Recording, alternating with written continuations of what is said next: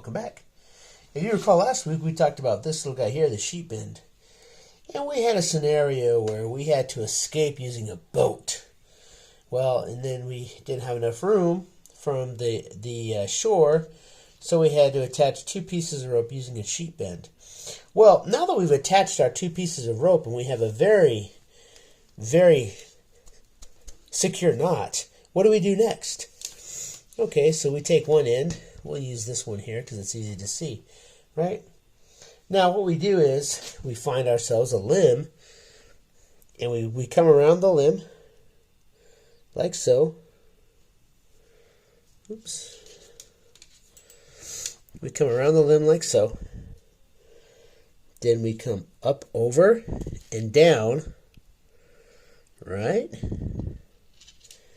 And then we come up through here, like so.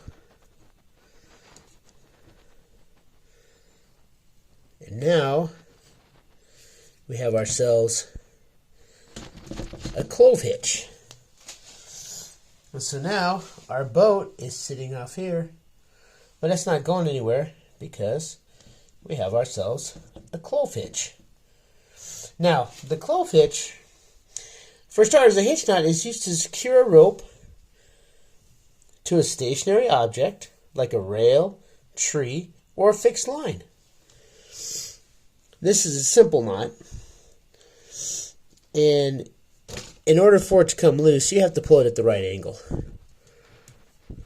Just like that. It's fantastic. So, last week again, sheep bend. We attached 2 pieces of rope. Now then, we're going to bring our rope over the top of our rail, right? Now then, what we're going to do is we're going to cross over and come up like this. Then we bring it down. So as you can see, then we come up through the original section, like so. And so as you can see,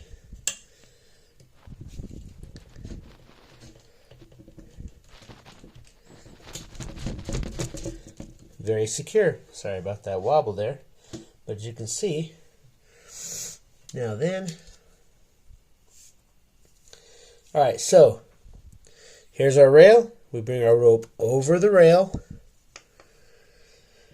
So then we bring the working end over the rope right here.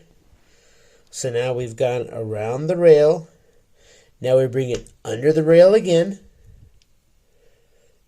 And then we bring it back up through. And then we secure that sucker down.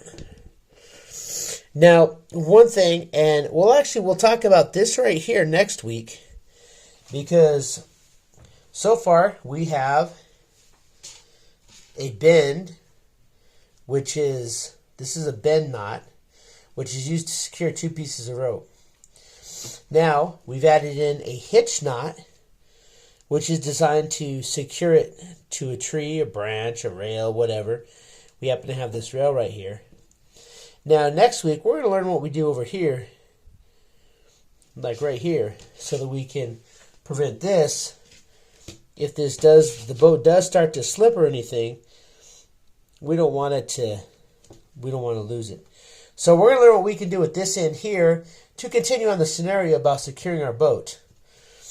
Again, sheep bend to the clove hitch. Then we're going to come up here. And next week, we're going to do a stopper knot. That way we can complete the cycle in our scenario. So that while we're making our way to wherever, we don't lose our boat. We'll stick with the same scenario next week. And we'll do something with this end here. Okay? But again, let's go through this one more time. Alright, so we take our rope, we bring it over our branch, whatever it is we have, and then we bring it back over the top so that we cross the original rope. We bring it over the rail, and then we bring our rope under so that they're right next to each other. And then we tie that sucker down. Now with the stopper knot on here that we'll talk about next week, if this does decide to slip, when it hits this stopper knot, it's not going anywhere.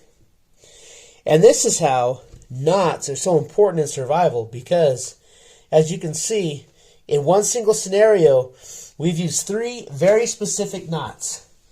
We used our sheet bend, which is a very simple knot to secure 2 ropes together, because we just didn't have enough rope. And then, now we've tied our boat off over here with a clove hitch. Now then, after we have the clove hitch, we'll find out what we do with this to prevent our clove hitch from possibly coming undone, and therefore our boat drifting away. Again, knots are very important to survival, and it's important to know the right knot at the right time.